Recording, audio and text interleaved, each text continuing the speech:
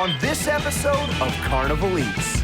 I've never seen something like this. Where have you been all my life? Oh, wow. I've got to try that. You actually do have goosebumps. This is a 10 out of a 10. Could you smell that? Yeah, it smells wonderful. You have created a game changer here.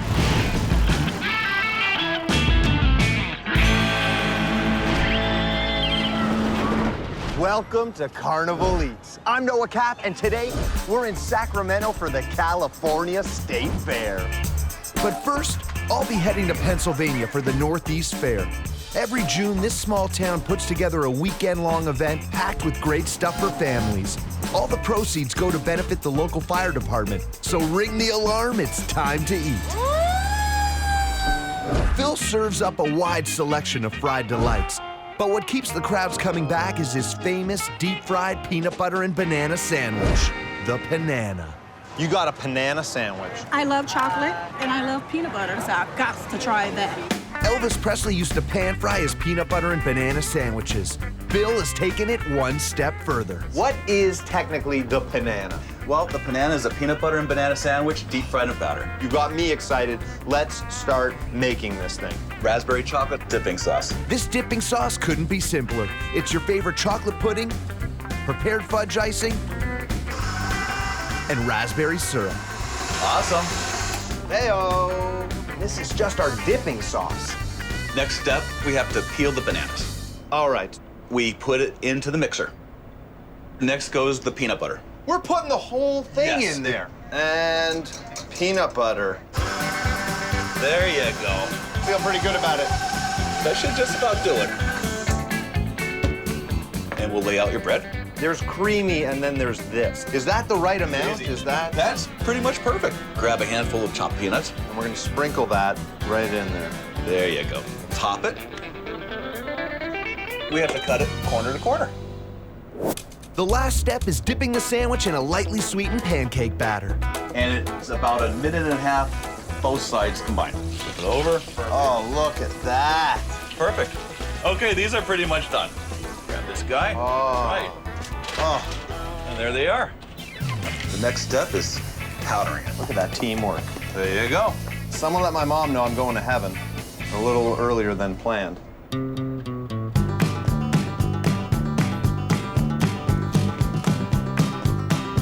Are you kidding me right now, Phil? There's this flashback to being a kid with a classic PB&J sandwich, because buried in all that fudge, there is still a very nice hit of that delicious raspberry sauce. You got those creamy, smooth, warmed-up bananas, all nestled into the bread, which is nice. And then obviously that delicious crusty batter around the outside, the hint of the powdered sugar. My face is hurting from smiling. My face is hurting from chewing. Oh, wow. I had my new favorite fair food. Definitely one of the best things I've ever had at the fair. This is probably hands down the best peanut banana combination I've ever had in my whole entire life. This is a 10 out of a 10. It's not just the sandwiches that are tops. Here at the Northeast Fair, they've got some of the best pretzels on offer. Husband and wife Mike and Katie travel the East Coast serving up creative combos like apple cinnamon. But it's the chicken stuffed pretzel that's their top seller. All right, first step, what do we do? You're gonna take about a grapefruit size piece of that dough. Look at this. What's in here? Flour, water, yeast, sugar.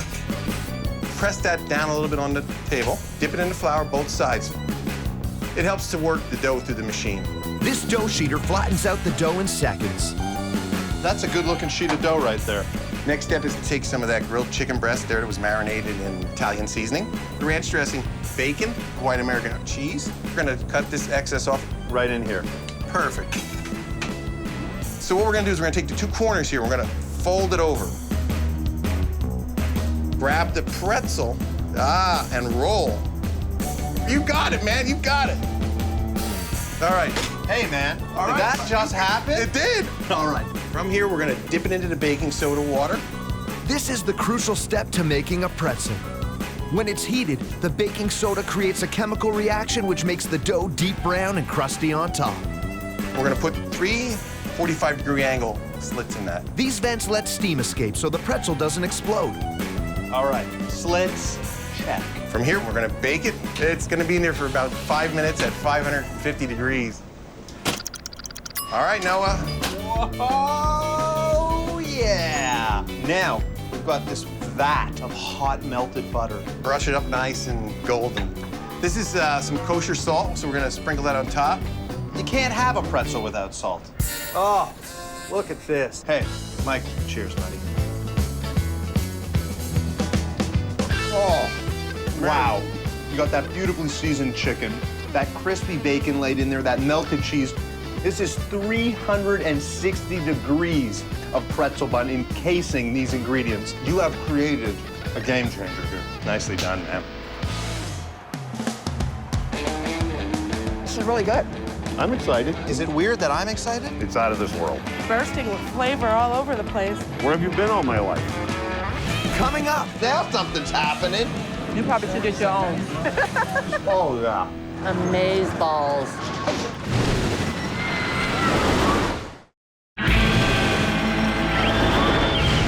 We're in Pennsylvania for the Northeast Fair. Every year, about 50,000 people come to enjoy the smash-up derby, custom tattoos, and the best Midway munchies around. There's even a veggie-filled indulgence you can feel good about. Vegetarians, rejoice. Where did we get that? Right on the corner. All right. You gotta try it. I mean, this thing is so good that people are actually interrupting to find out where they can get one. It's that good. We are hanging out with Kevin, and we're about to make the vegetarian bean taco salad. Do you get a lot of Oh, vegetarians? yeah, a lot of that are- vegetarians, and they're very happy, elated when they see that there's a vegetarian choice for them. One of the things that makes this so special is the bowl. Yes. We get a 10-inch flour tortilla. Take a knife, poke some holes in it so it doesn't hold too much grease. Then drop it in the oil, just like that. Give it a couple seconds to start to firm up. What you want to do is place a mesh basket as close to the center of the tortilla as possible, and then take that potato masher, put it down on top of it, and let it do its magic. And how long are you gonna let that boil? 15 to 20 seconds, 350-degree oil. Doesn't take long. Doesn't take long. And it's good to go. And just like that, you've got yourself an edible bowl. We gotta fill this thing up. So you're gonna start with some oil in the preheated skillet. That's canola oil. 2 cloves of garlic, diced up. And then we want to get our cans of beans ready. Pinto beans. Cumin and chili powder. Half a lime. Squeeze it right in. This is a masher to mash the beans down. We have a nice smashed It's consistency. looking very good.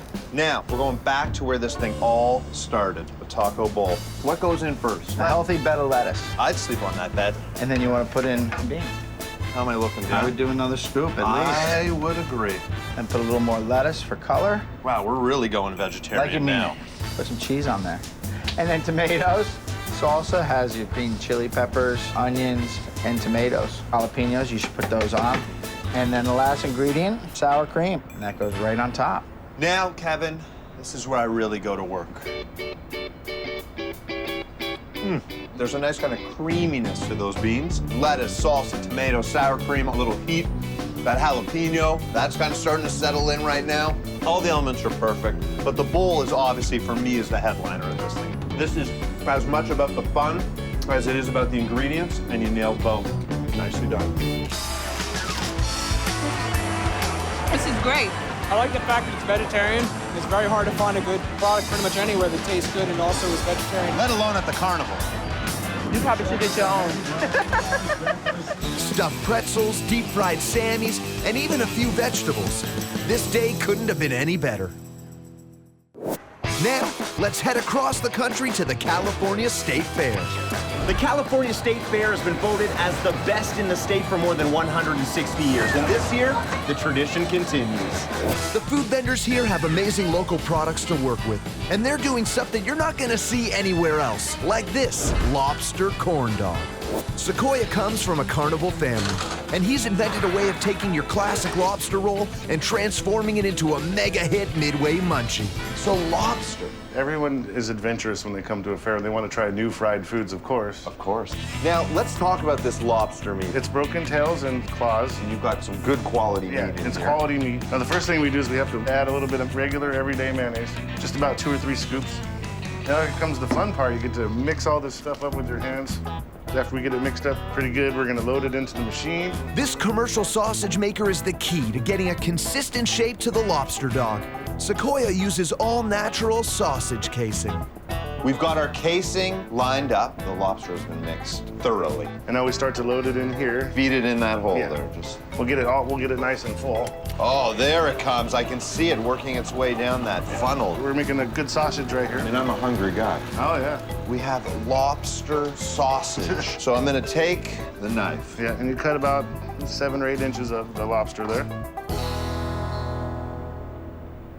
So next step is we gotta batter these, get them in the fryer. Yes. We're using a standard corn dog batter. All the way in. Yeah, all the way in. To the stick. Yeah. Up. Good. And There you go. that just goes right in there like that. We give those about 2 or 3 minutes. We're cooking these at 350. Oh. Take these out. The next step is gonna be putting on. The lemon aioli sauce. which Tell is me sort about of that Phillips- sauce. Well, it starts out, we use minced onions, garlic, lemon juice, and mayonnaise. Kind of just decorate Oh, it. yeah, you do. And decorate it like that. I'm so excited to eat this thing. I've never had anything like this. Oh, yeah. The flavor combinations are bang on. It's like a nice, hot, fresh lobster roll, and that is a nice, doughy batter that when you bite into it, you get that freshy, kind of airy surrounding into that lobster meat. And that lemon aioli is really the piece that kind of ties it together. Don't mind me. I'm just gonna hang out for a couple minutes. Amaze balls. Oh, that smells good. As soon as she bit into that, could you smell that? Yeah, it smells wonderful. You're happy you went this direction. I am. It's delicious. Do you do it again? Oh, yeah. Maybe in another hour I'd do it again. Coming up, It looks like a plate of spaghetti. It does. Kind of crazy.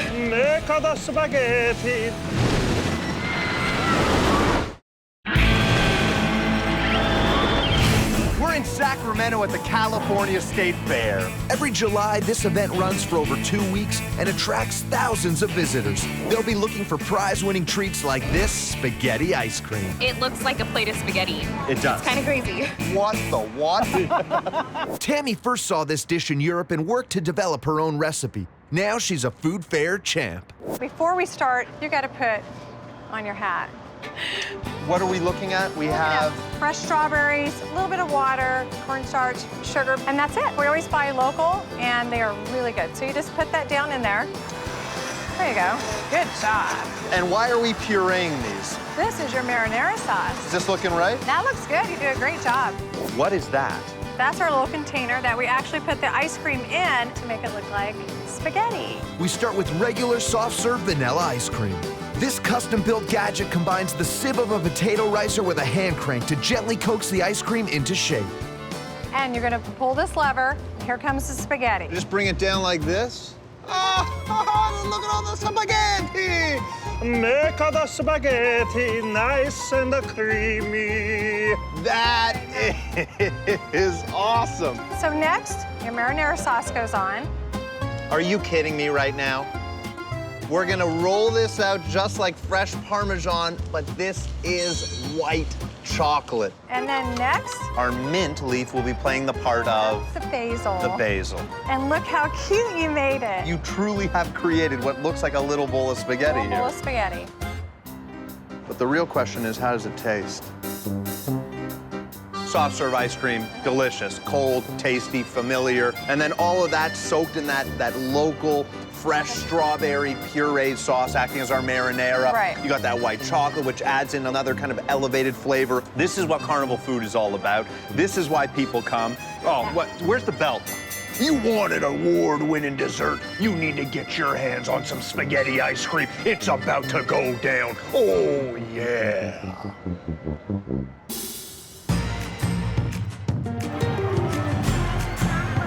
Oh, my. Was that a look to the heavens? That was awesome. It's absolutely fabulous. I highly recommend it. I love it. Excuse me, I got Oh, sorry. Yeah, no, you do what you got to do. And apparently what you need to do. just finished my spaghetti ice cream. And my sentences. Yeah, there you go. When it comes to crazy combinations, this fair is the place to be. And Dawn's latest creation has a fiesta of flavors in every bite. That's a good-looking sandwich. I have it again and again because it's donuts and it's bacon and chicken and What made you feel like the classic donut burger needed a facelift?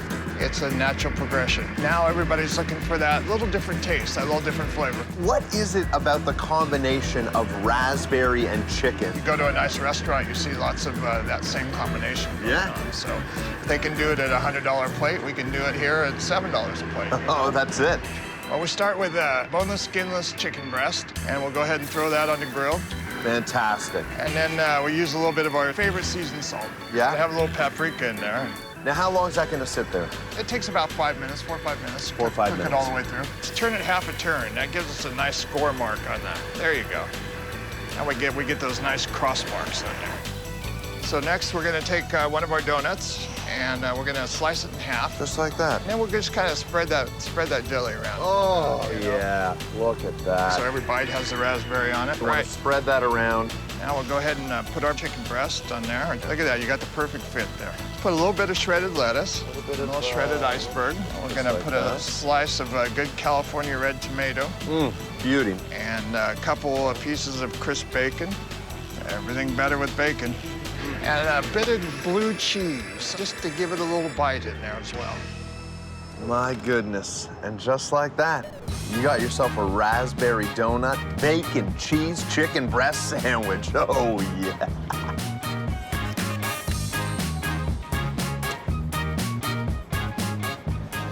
What's amazing about this is that the first thing that you taste is actually that nice piece of chicken and that raspberry combination. Then you get into the sharpness of that blue cheese, that crispy bacon, the crunch of the lettuce. But what surprised me was at the end, you get that sugary donut kind of taste. Sweetness, that sweetness that kind of just bookends the whole thing, and it is sweet. Today's a good day. This is amazing. Oh my goodness. That was a big bite. I had to get all of it. That is a jelly explosion. You've been saying that. You actually do have goosebumps. Coming up, this is what I've been waiting to witness with my own eyes. Deep frying watermelon. This is crazy. This doesn't make sense.